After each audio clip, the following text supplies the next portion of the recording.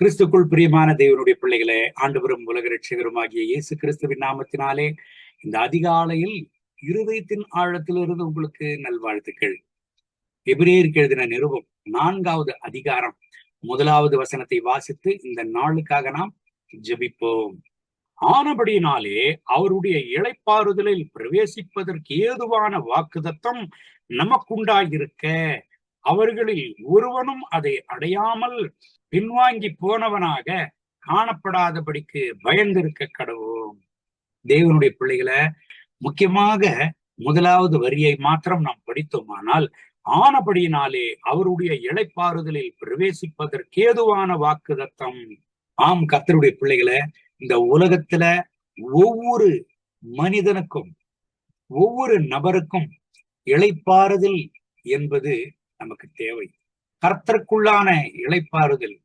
ஆண்டவராகிய இயேசு கிறிஸ்து இந்த உலகத்தில் ஊழியம் செய்கிற நாட்களில, அவருடைய ஊழியத்தின் பாதையில சென்ற இடமெல்லாம் அவரை தேடி வந்தவர்களுக்கு இளைப்பாறுதலை கொடுத்தார், சுகத்தை கொடுத்தார், சமாதானத்தை கொடுத்தார், அற்புத அடையாளங்களை செய்தார். எங்க அவர் செய்யணும்? அவரை தேடி வந்த ஜனங்கள் இளைப்பாறுதலோடு இருக்கணும், சமாதானத்தோடு இருக்கணும் என்பதற்காகத்தான் ஆண்டவர் அப்படியாக அற்புதங்களையும் அடையாளங்களையும் செய்தார். இந்த கடைசி நாட்கள்ல நம்ம வாழ்ந்து கொண்டிருக்கிறோம். தேவனுடைய பிள்ளைகளை, ஒரு விஷயத்தை நல்லா புரிந்து கொள்ளுங்க. அநேக பேர் சமாதானம் இல்லாதவர்களாக அலைந்து திரிகிறதை பார்க்க முடிகிறது.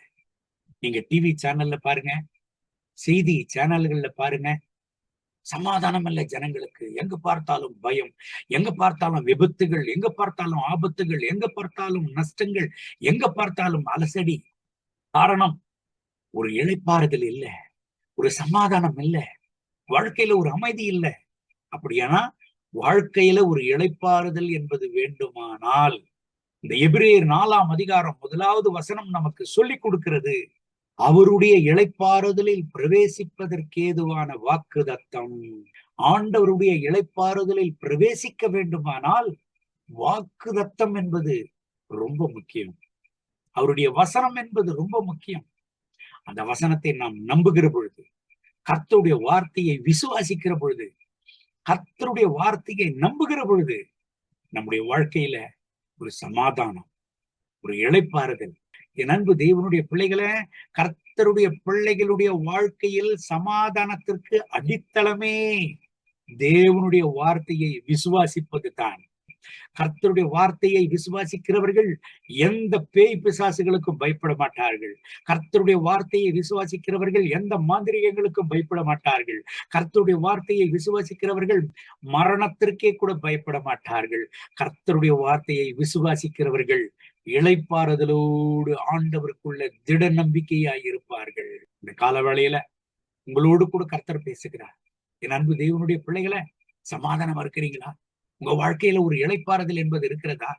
உங்க மனசுல ஒரு அமைதி என்பது இருக்கிறதா? அப்படி இல்லைன்னா கர்த்தருடைய வார்த்தையை நம்பணும், ஆண்டவருடைய வார்த்தையை விசுவாசிக்கணும்.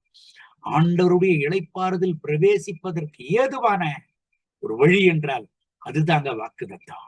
ஆண்டவருடைய வாக்குத்தத்தம் மாறாது. ஆண்டவருடைய வாக்குத்தத்தம் ஒருபோதும் கர்த்தருடைய பிள்ளைகளை கைவிடாது. ஒவ்வொரு நாளும் கர்த்தருடைய வார்த்தையை வாசிங்க, ஒவ்வொரு நாளும் கர்த்தருடைய வார்த்தையை நம்புங்க. உங்க வாழ்க்கையில அது நிறைவேறுகிறதற்கு தாமதிக்கலாம், ஆனால் ஒருபோதும் கர்த்தருடைய வார்த்தைகள் தோல்வி அடையாது. வானமும் பூமியும் ஒழிந்து போனாலும் கர்த்தருடைய வார்த்தைகள் ஒருபோதும் ஒழியாது. அவர் வாக்குத்தத்தத்தில் உண்மையுள்ள தேவன். இந்த கர்த்தருடைய வார்த்தையின்படி கர்த்தர் உங்களை ஆசீர்வதித்து அவருடைய சமாதானத்தை உங்களுக்கு தந்து அநேக ஜனங்களுக்கு முன்பதாக உங்களை சாட்சியாக நிறுத்துவராக. கண்களை மூடி ஜெபிப்போமா? அன்பின் ஆண்டவரே, இந்த கால வேளையில் இந்த சத்தத்தை கேட்டு என்னோடு ஜெபித்துக் கொண்டிருக்கிறேன் அன்பு தேவனுடைய பிள்ளைகளுக்காக ஜெபிக்கிறேன். இவர்களை ஆசீர்வதிங்க. என் தெய்வமே, யாரெல்லாம் சமாதானம் இல்லாம பயத்தோடும் வியாகுலத்தோடும் வேதனையோடும் துன்பத்தோடும் துயரத்தோடு இருக்கிற ஒவ்வொரு கர்த்தருடைய பிள்ளைகளுக்காக ஜெபிக்கிறேன். அவர்களுக்கு உம்முடைய இளைப்பாறுதலை தாங்க ஆண்டவரே, உம்முடைய சமாதானத்தை தாங்க, உம்முடைய வாக்குத்தத்தத்தின் மேல் உறுதியான விசுவாசிக்கிற ஒரு அனுபவத்தை இந்த தெய்வ பிள்ளைகளுக்கு இந்த கால வேளையில் நீர் வழங்க வேண்டும் என்று ஜெபிக்கிறோம். ஆண்டவரே, இவர்களை ஒருபோதும் கைவிடாதீங்க. யாரெல்லாம் கண்ணீரோடு வருத்தத்தோடு வேதனையோடு இருக்கிறார்களோ, யாரெல்லாம் பயத்தோடும் திகிலோடும் கண்ணீரோடும் வேகலத்தோடும் வேதனையோடு இருக்கிறார்களோ, அவர்களுக்கு உடைய இளைப்பாறுதலை தாரும், அவர்களுக்கு உடைய சமாதானத்தை தாரும். இப்பொழுது கர்த்தருடைய மனதிற்கும் அவர்கள் மேல இறங்கி வருவதாக ரத்த கோட்டுக்குள்ள மூடி மறைத்துக் கொள்ளும். மகிமை கனம் துதி உமக்கே, இயேசுவின் நாமத்தில் பிதாவே. ஆமென், ஆமென்.